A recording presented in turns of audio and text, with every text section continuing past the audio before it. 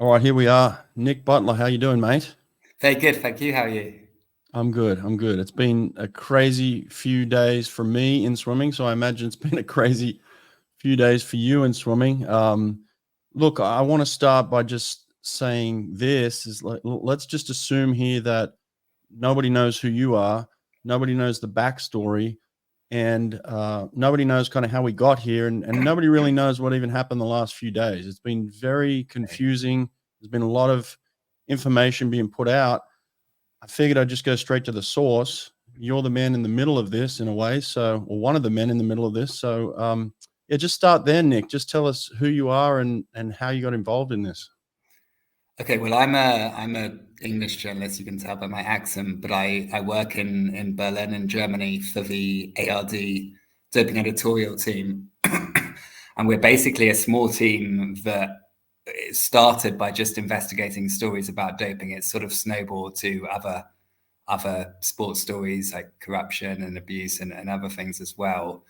But the head of our team, Hayo Seppel, did a lot of the stories about Russian doping a few years ago. So that's sort of how it all started.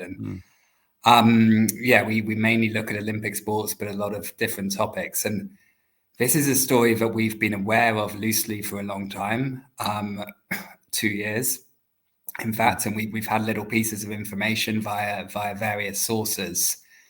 And right from the start, I mean, to us, it was obviously allegations about doping in Chinese swimming, but also it seemed that the institutions of sport had not for the first time not done their job of investigating and overseeing doping to the best of their ability. So that was always the story we were looking at. And yeah, eventually we got access to a report by the Chinese anti-doping agency and basically proof that 23 swimmers, all from the Chinese national team, had submitted a number of positive doping tests at a competition in China at the beginning of 2021.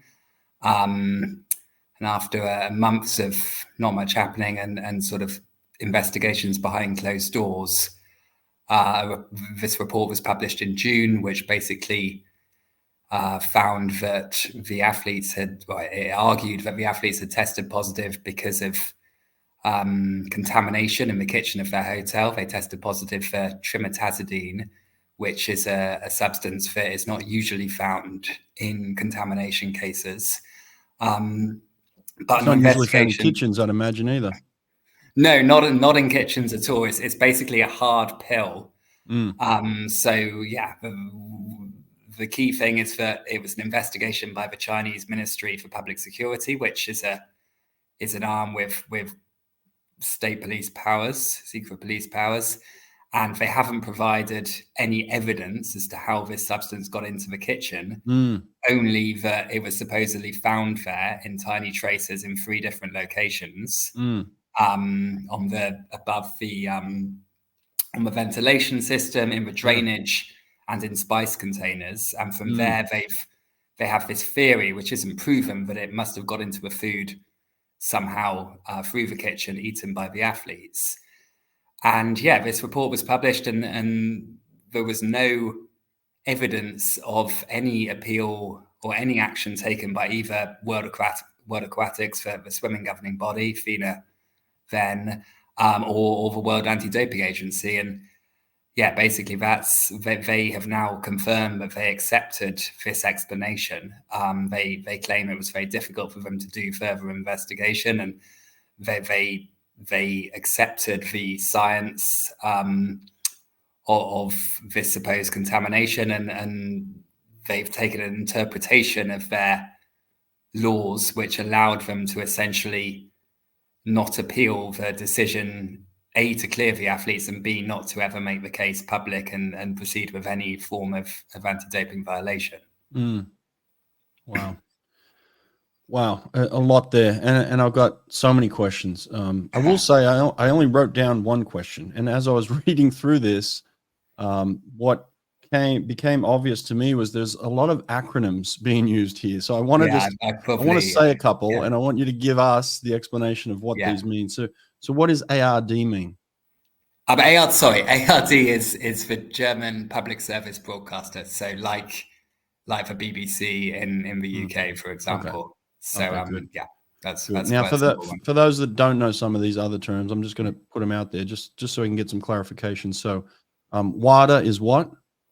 WADA is for World Anti-Doping Agency, which is the global regulator for basically overseeing doping cases around the world. It was set up after a number of scandals in the 90s, and yeah, they're funded by a combination of the sports world and governments around the world. Yeah, I found that strange. I just found that out yesterday, I believe. I read an article where they said WADA was being funded by, certain countries and federations. Is that true? Like they get their funding from the countries that we're testing? Yeah, it's basically 50-50 between sport and governments, and there's conflicts of interest on both sides. So the International Olympic Committee basically put in the 150%, and there's all this story all comes to the Olympics, of course. The swimmers were free to compete there, so there's always sort of allegations that the International Olympic Committee put pressure on WADA. And then, as you said, on the other side, you've got governments around the world who all put in different amounts. I think the USA puts in more than anyone else, but other countries, including China, put in a lot of money as well. But I think there's not really any alternative way for it to be done, but it obviously gives rise to conflict of interest questions. It seems to give rise to that for sure. Seems to give rise, yeah. So what's TMZ? TMZ, so trimetazidine, it's a substance, it's basically a heart medication, but it's been banned in sport since 2014 because it basically increases oxygen and provides more energy to the body, to describe it simply. And it's been quite famous recently because there was a big case at the Beijing Olympics in 2022 involving a Russian figure skater, Kamila Valieva, who was 15 at the time. Right. But the first famous case involving trimetazidine was Sun Yang, of course, in the Chinese swimmer in 2014. So, yeah, it's not the first time in Chinese swimming. Right. Okay. CHINADA, is that? Am I saying that right? CHINADA is the Chinese anti-doping agency. CHINADA, so they were in charge of this case. Okay. They did the report and sent that report to the World Anti-Doping Agency, and it was the World Anti-Doping Agency's job to either accept it or, as they did, or appeal against it. Okay, I have a question in regards to that. First up, I want to come back to it. So I saw another acronym today that was the first time I saw it. What's ITA? Oh gosh, okay. So the ITA is a relatively new organization set up to oversee drug testing. So not the management like WADA, just for testing. And they have a number of sports federations as their clients, including World Aquatics. But it's a little bit complicated because at the time now they sort of do a lot of overseeing all the drug testing programs for swimming. And a lot of other sports, cycling, for example. But at the time this case happened, they had a much more limited role. So they're sort of involved, sort of not involved. It just adds to the complication. Yeah, but there's so many acronyms. It's a whole different language. But anti-doping's even worse. Yeah, I'm reading through all this. I'm like, it's just all acronyms. I have no idea what anybody's saying. You get onto it was just part of it to confuse me. Yeah. Yeah. Well, it does. And this is the names of the organizations isn't the most complex part. Once we get on to adverse and analytical findings and anti-doping rule violations and all, it's a minefield basically. Right. Well, look, FINA, as most people know, is World Aquatics now, so that's fine. The last one is USADA, that's the United States of America, Anti-Doping Association. Yeah. So each country around the world has its own anti-doping agency. USADA is one of the most powerful, definitely the most vocal. And they have been very critical for a long time of the World Anti-Doping Agency, ever since the Russian doping scandal. And they are clearly leading a lot of criticism now of how they acted in this case. Right. Okay. Let me go back to the question that I had that has come up in my mind. CHINADA, is that the way you say it? Yeah. Okay. So CHINADA, why did they turn themselves in the beginning? You know, obviously that this test comes up, you know, the 23 test positive from an internal testing system. I'm just confused of why they turned themselves in the beginning. Well, technically they didn't know about it. The laboratory in China, the Beijing laboratory, reported the tests and sent them the test results. And in theory, they only found out at the same time as say WADA and FINA did when it was entered into the system. Oh, that's officially, at least. So that's what happened. I mean, if you change, a lot of people we have thought a lot about this. If you took a sort of theory that there was some sort of state doping scandal in China, and why did the cases not disappear? And I wouldn't know the answer to that. It's all hypothetical. But the one theory is that the system has actually improved to the extent that it's quite difficult once a sample reaches a laboratory, it's quite difficult for it to simply disappear. gotcha. And that is an improvement. So that could be. There's not really an answer, but that's one theory, and it's perhaps the alternative is to admit there's a positive and come up with an explanation and rely on no one challenging that. What about you? When was the first time this came across your desk, or you got pulled into this, or you heard of this? We've heard.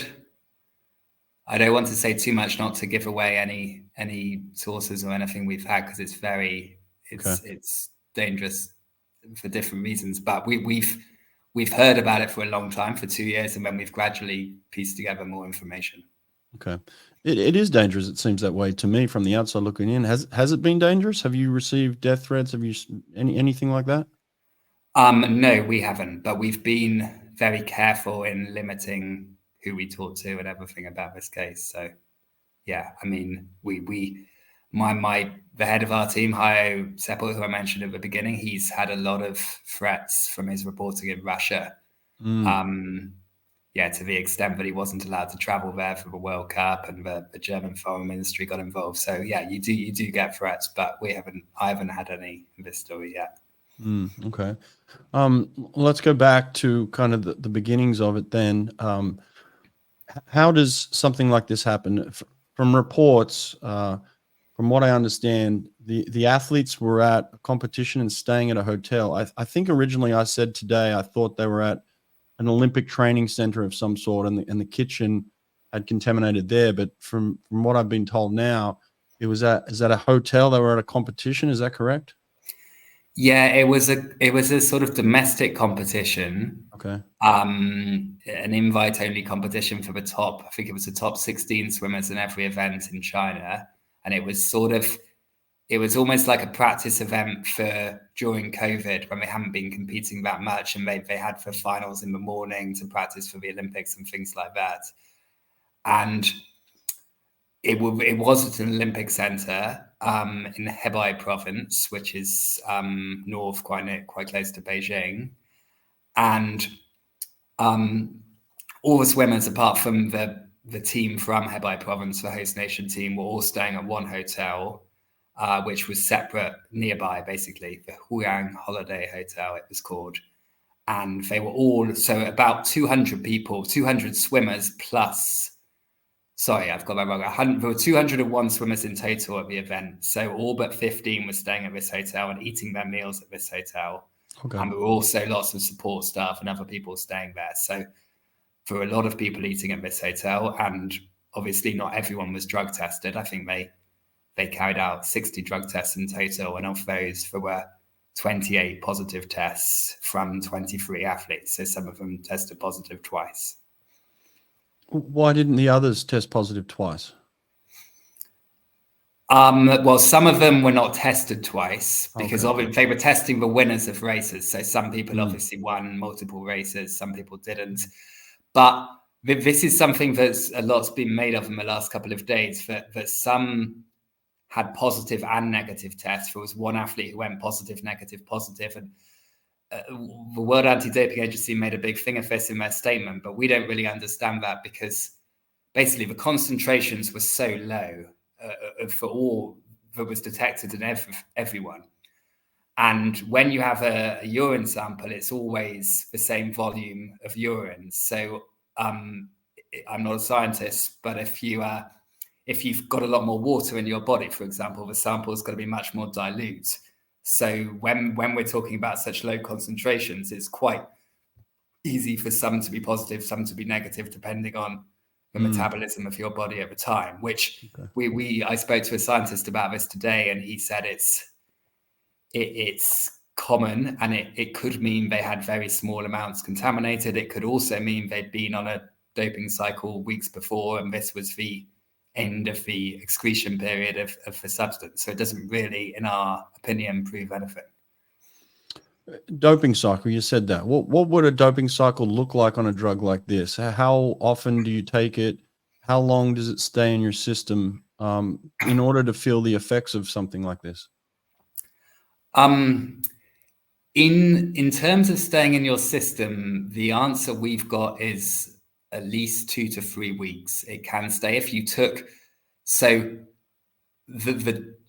to have a sort of normal therapeutic dose of this substance, you'd have, say, 1 tablet, and if you took that amount, it would the scientists we've spoken to have agreed about it could be 2 or 3 weeks. It could be more. There's not really been that much research done, but certainly 2 or 3 weeks. Okay. I don't really know about how you'd ideally take this as a doping substance, how often you take it. I just don't know that. There's not enough research done. But it definitely comes in a pill form only? Only on the market, yes. We have heard some discussions saying that it could come in other forms, but essentially it's only known in a pill form, yes. Okay. And do we know how quickly something like this would take effect in terms of athletic performance? I think pretty quickly, but of course it could also have a long-term effect by allowing you to train harder, and the same way a lot of other substances do. But I'm not an expert on that part of it. Yeah. Wow. The other thing about it on the pill form, which we think is interesting, is it's got a very hard casing around it. So basically, if this pill got into a kitchen and the whole pill got into food, the concentrations in the urine samples would have been massively higher than they were. So it's impossible that a whole pill got in. So what we don't understand is how, if we take it, that only parts of the substance got in, it's got such a hard casing that we just can't see how it would have broken free. Like, we did these experiments in a laboratory where a scientist sort of rubs his hands aggressively on the substance, then takes samples from his hands, and there was nothing there from just touching the pill. We dropped it from a height, and it's possible that it could have been cut up or crushed in some way. But why would that happen in a hotel kitchen? And if it did, why didn't the investigation find someone who was taking this substance? So, they're the questions we still have. A lot of questions we still have. I put out something on Instagram today where I said, who was the head chef, first of all, and what can we talk to him? He's in charge of this kitchen. How did he let a drug like this get into a situation where you've got the top Olympic swimmers in your country, and you're just somehow got a substance in your kitchen? You know, I know chefs. They don't contaminate their own kitchens. You know, you wouldn't think. I just have questions. Who's the chef, and how did this happen? You know, crazy. Yeah, it's during COVID as well, so you'd think there were extra precautions about disinfecting and cleaning. But it's the thing about the report is there's nothing there which is just impossible. It's all sort of scientifically plausible, just about, but you have to sort of suspend disbelief. There's a lot of very convenient things that happened. For example, they had CCTV in the kitchen, and they saw So these tests happened in January, and because of a local COVID outbreak, they didn't actually analyze the samples and get the results till March. So the investigation which happened there, carried out by the Ministry for Public Security, didn't happen until at least March. And in those 2 months, they have CCTV footage supposedly showing that not much cleaning was done off the kitchen, hence the Trimetazidine, the TMZ still being there. But then at the same time, they don't seem to have any way of seeing who was taking the TMZ and seeing if they could use the CCTV footage to prove that. So it's sort of almost too good to be true, some of the report, in our opinion. So who was the first to make a determination that this was a contamination? Who came up with that idea first? That's a really good question. So in March, the positives got announced. So they get put in the system of the World Anti-Doping Agency. So they and World Aquatics were notified. At that point, no one said contamination, but this investigation carried on, started after that by CHINADA, the Chinese Anti-Doping Agency. And at some point along the line, April, May, they sort of started speculating. And I think I updated WADA saying that. But that theory wasn't confirmed until June.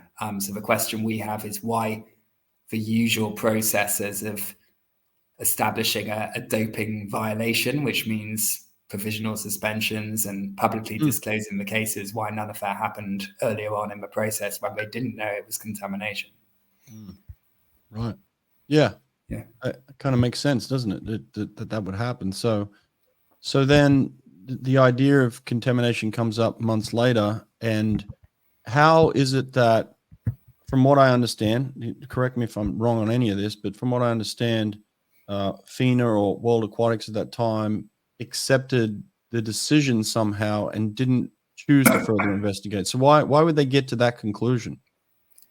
Well, the argument, we haven't heard as much from World Aquatics. They just put out a statement saying they'd investigated diligently and professionally. Yeah. But WADA said in their press conference yesterday that basically by June, they felt they had no grounds to appeal. So when the report came out, if they'd appealed, they felt they would have lost. So there was no point appealing. And yeah, there's two things. One is, why did they let it get that far? Why didn't they act in March when there was no contamination theory? Because I can talk about other similar cases which have basically come to the same conclusion, but been handled in a different way, whereas they were made public and went through the process of doping cases and provisional suspensions. But then the other thing is, could they have done more later? Could they have investigated on the ground? Could they have at least shown some skepticism about this report, which found Trimetazidine in the kitchen, but didn't say how or why? Does it seem to me that this is one of those situations where that they came up with an explanation that just fit the best in terms of the contamination in the kitchen? I don't know. Is like you said, has there been other cases of this where a situation like this has taken place and has been proven?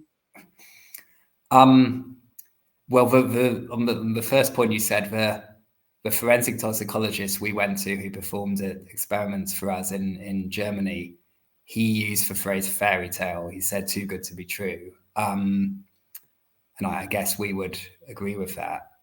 In terms of the best other case, I think for comparable purposes, is there was a case in 2008 in field hockey, at an Olympic qualifying competition in Azerbaijan, when the Spanish team, one of the team tested positive for MDMA, so ecstasy.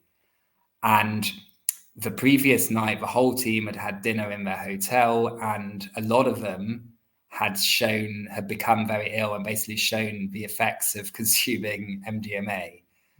And they tested some of the other athletes, and A lot of them had complained at the time before the positive test about it, and they eventually conducted hair analysis, which is something you can do much later. And they conducted hair analysis not just on the players, but also on some of the other people there. For example, the president of the Spanish Hockey Federation and his wife, who were both in their 70s, and they'd also shown the effects of MDMA consumption. And they then used that to basically find a no-fault ruling against the lady who tested positive, and nothing happened. But the difference was, aside from them doing hair analysis, which wasn't done in the Chinese case, the other difference was that the case was made public, and this all happened publicly. It nearly led to Spain losing their position in the Olympics. And then, there was a sort of public investigation, and the decision was basically made to have a no fault in the end. But so it was sort of similar but handled differently. Why do you think they came up with the explanation that it was found in a number of different areas? You know, the spices and the kitchen. You know, you tell me where it was found. Remind me again. But why would they come up with an explanation where it was kind of found in all these different areas? Well, if you were being cynical, you would say that they needed it to be something which could have happened over multiple days, because it happened over 3 days. So if, say, it was just found in one soup bowl, it couldn't have happened 3 times. But gotcha. I mean, we don't know if it's true. I mean, what we would say is it is. So it was found. It's a bit confusing. It was found in the spice container, and that's how they feel it first got there. So it was found on the inside of the spice container, and also on the outside, they felt someone's hand, maybe it had been transferred somehow. So that's place one. And we don't know, it is so vague for reports, so we don't know how big this spice container was. You have to sort of, you have to just imagine to some extent. Yep.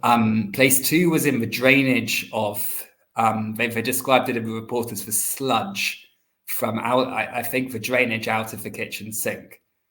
So, and the third place was on the hood above the hob. And that we investigated and found that if you put Trimetazidine in something like a soup and then take samples from the hood above, it can get there. Whether it can still be there 2.5 months later, we've got no idea, but it is possible for it to rise with the cooking process and beyond the hood. So, but we can't 100% say this isn't true. It is, everything in there is plausible. It's if it is not true, it's brilliantly made up. But you obviously have to have skepticism. Yeah.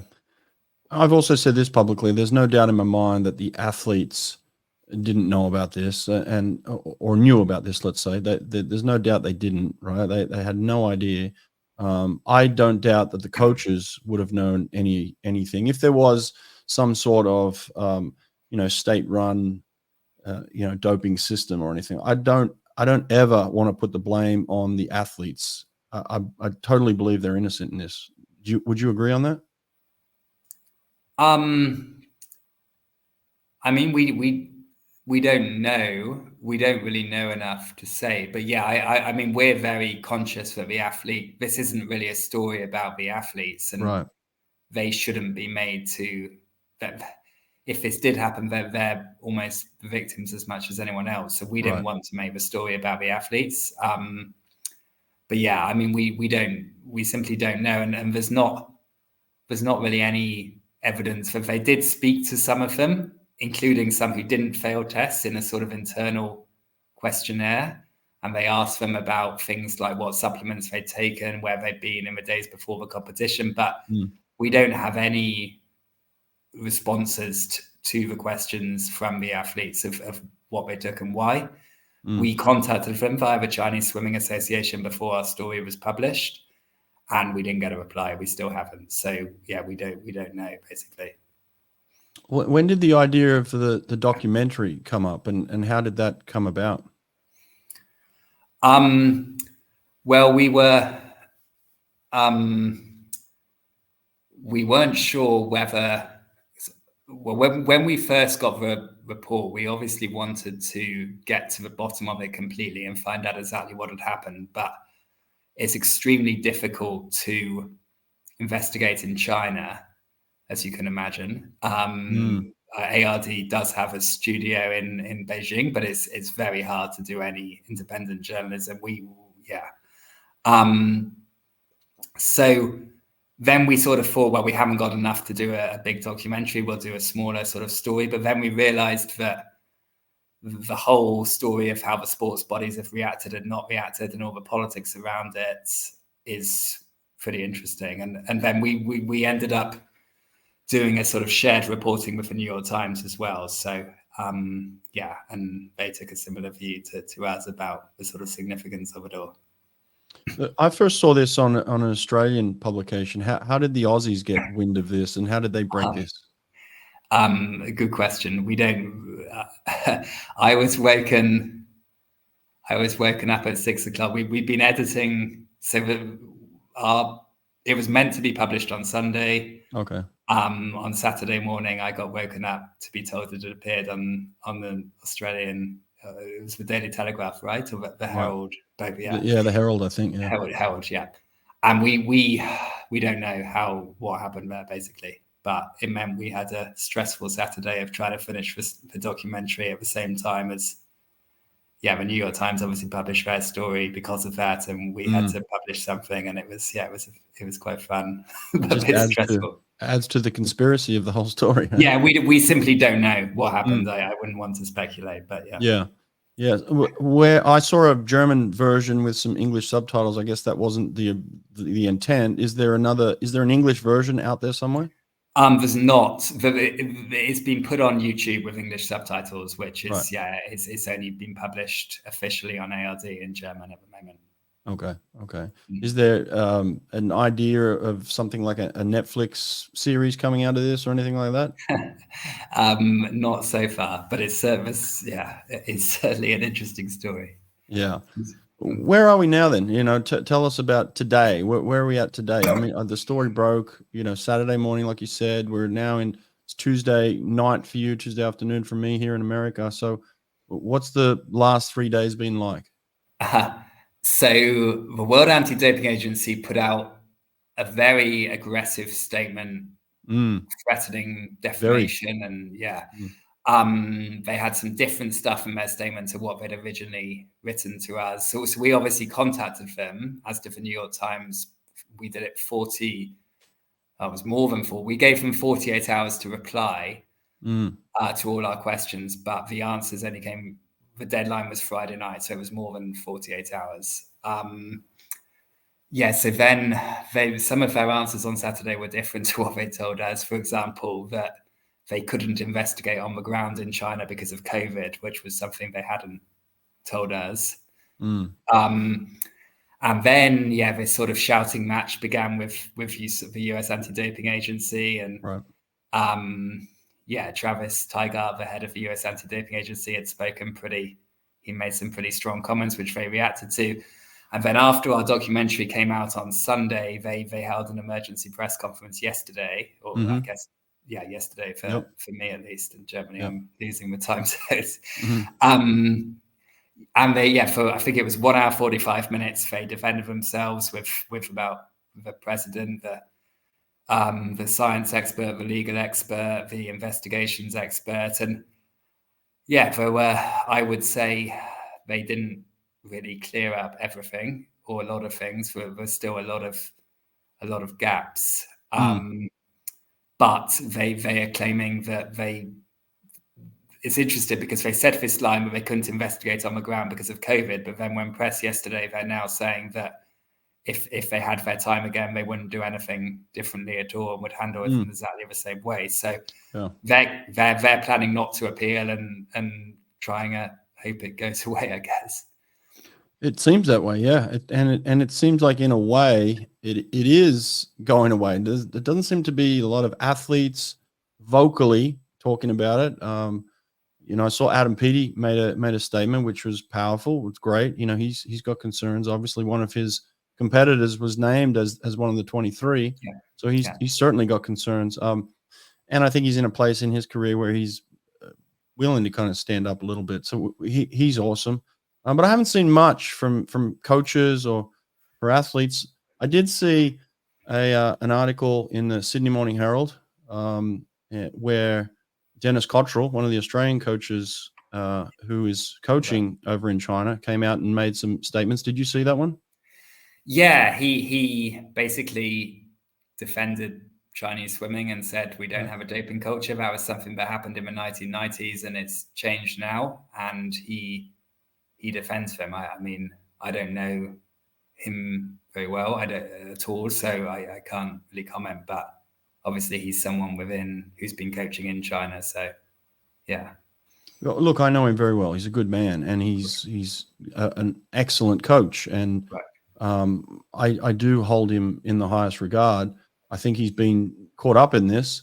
I don't know in terms of the statements he made, whether he was forced to say those things or not, or were just coming from him, or I don't know the situation over there at all. But to say that there is absolutely no cheating going on, yeah, it's definitely an interesting statement, with the fact that there's been 23, athletes that have come and tested positive here. So yeah, I mean, we don't know if there's any sort of big doping regime going on. We only have suspicion of that, and I mean, there's been no evidence of other kind of incidents where you can gather information and say we've heard from other people that this is happening. No, in a word. There have been other doping events in Chinese swimming over the years, in recent years, as you will know. Right. And we're obviously carrying on investigating, but in terms of concrete other examples, not at the moment, no. Right.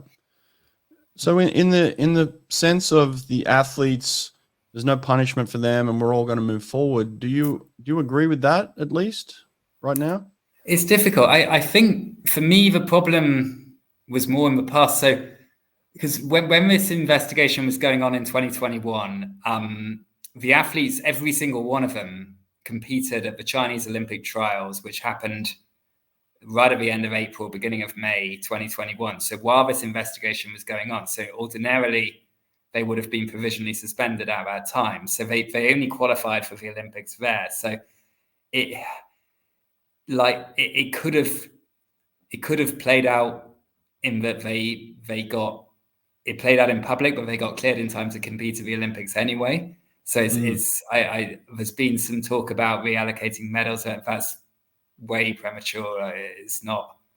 There's no fact of that. No fact of that. WADA and World Aquatics have said that won't happen. Yeah. And I think it was sort of someone trying to muddy the water a bit, but I mean, now I think it's obviously got to hang over the Paris Olympics to some extent. We had, I mean, I wasn't in Tokyo, but I was in the Rio Olympics when I remember the Russian breaststroke swimmer, I've forgotten her first name, Efimova.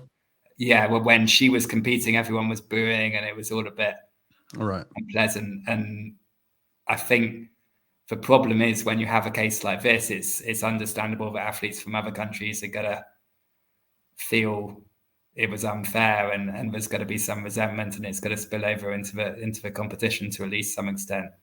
But I mean, really, I feel there's a lot of unanswered questions in this, and we're, as I said, going to keep investigating. But it's not really. It shouldn't always be journalists doing these things. It should be sports bodies. And the sad thing is that they're now doubling down and saying there wasn't anything to investigate.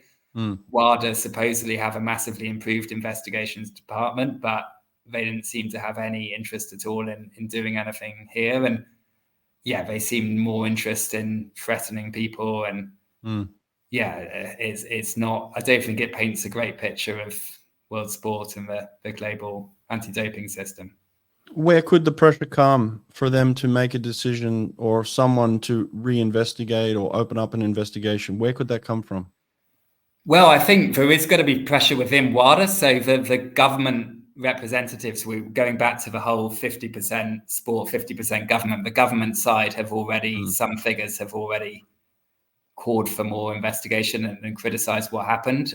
The sports minister here in Germany put out quite a strong statement saying they should they should have done better then and should do better now, and try and get to the bottom of it. And I think quite a few swimming governing bodies have put out quite strong statements asking for investigations. I know we've been contacted by so many people within, like scientists and other people within anti-doping, people who from national anti-doping organizations that are in charge of sanctioning cases, who don't understand why this case was handled differently from how they would handle their cases. So yeah, I think there's definitely going to be some consequences. We'll see how many, but as you say, it would be interesting if more athletes came out. There have been one or two, but as you say, not that many. Well, athletes and coaches, you know, come on, coaches, where are you? Like, I've got an opinion on this, and it's not like I'm, you know, it just seems wrong.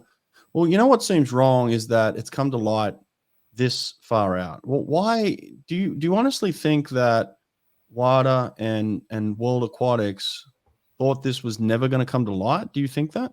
I don't know. I'm not sure. It makes you wonder, doesn't it? Yeah. I mean, what's also weird is, well, it's not weird, but it's wrong, is that usually when a case like this happens, like the Spanish hockey case I spoke about, and there's been a lot with contaminated meat, it should be, even if you don't mention the names of the athletes or even the country, they should publicize the case so you can learn from it, so there can be scientific research, so athletes can be warned about the danger of Trimetazidine 2.5 months in a kitchen. But none of that happened. Nobody knows anything. No. Yeah, and that seems completely abnormal and unacceptable. It just seems like they've done more harm than good by holding on to this story for this long. Now, look, it doesn't matter if they took it or not. Like you said, that these poor athletes get up on the podium at the Paris Olympics, they're going to be booed. They're going to be, you know, there's going to be doubt. There's going to be questions.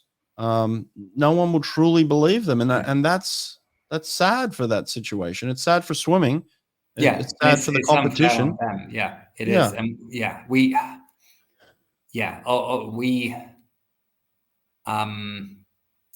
obviously discussed about naming the athletes, but we felt that would almost be worse not to name them, because if we said swimmers, everyone would start speculating as to who exactly it was. So we felt we had to name them. But it's not, as you said, it's not really, they're not the villains in this, so to speak. We don't know what happened, and it's unfair on them as much as it is on anyone else.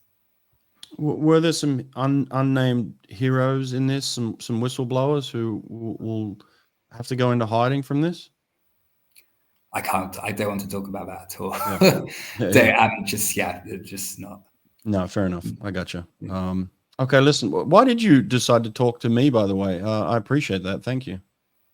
Oh, well, we want people to take an interest in this story, and I think it's an important story. It's an important story in swimming, but also just generally about fairness and consistency in sport. And I was pleased to be invited.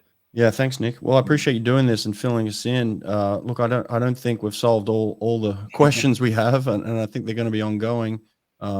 You know, like I said, I think it's a shame that this is 3 months out from Paris, and this is what we're going to be talking about between now and even at the games. It's just sad for us, because we want to celebrate swimming. I'm a swim junkie, swim nerd, you know, so it's like, I love performance. But yeah, this is real, and this kind of this attacks the heart of what we believe in, you know. So it's kind of sad.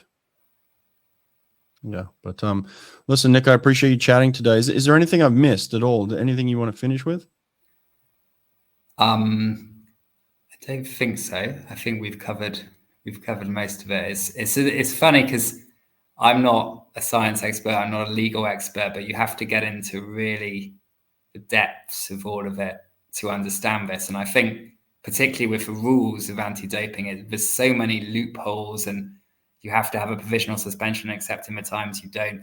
And it's almost like the rules are allowing sort of wiggle room and flexibility. So but I think it's a really interesting story, which raises a lot of questions. Yeah.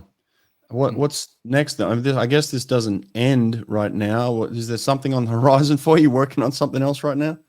Well, I'm hoping to we've been working pretty hard for the last few weeks. I'm hoping to have some time off, but not yet. We're still doing various things and follow up and investigating certain parts, but we don't know exactly what our next story is yet, but let me ask you one final question. Do you honestly believe that the athletes themselves in any way will have some punishment or repercussions for this, or do you think, like, I'm thinking for the athletes who are competing now and knowing that some of their competitors tested positive and hoping maybe that there might be some suspension? I don't think that's going to happen. I think it's all, these athletes just move on. Is that correct? Yeah, I think the way it's happened, like when the Russian doping scandal came out, the World Anti-Doping Agency got a lot of criticism then for not having done more earlier. But once the stories came out, then they were pretty strong, and they, despite a lot of opposition in Russia and from the International Olympic Committee, but they did at least take some quite firm steps to at least go some way towards punishing Russia. But in this case, their reputation is so at stake that they're almost doubling down and not prepared to consider that anything went wrong, because if they did, it would be an admission that they'd got it wrong. So, I mean, it's not over yet. There's got to be more pressure. There's a meeting of the White House, I think, later this week involving some of the government representatives, and I think, I'm certain this will get raised, and I think the pressure will continue from various quarters, and it'll be interesting if new information comes to light as well. Yeah. Well, listen, Nick, I appreciate your time again. You're a brave man, and good luck with everything. All right. Thanks a lot, Brett. Thanks for very interesting. Cheers, mate. Bye.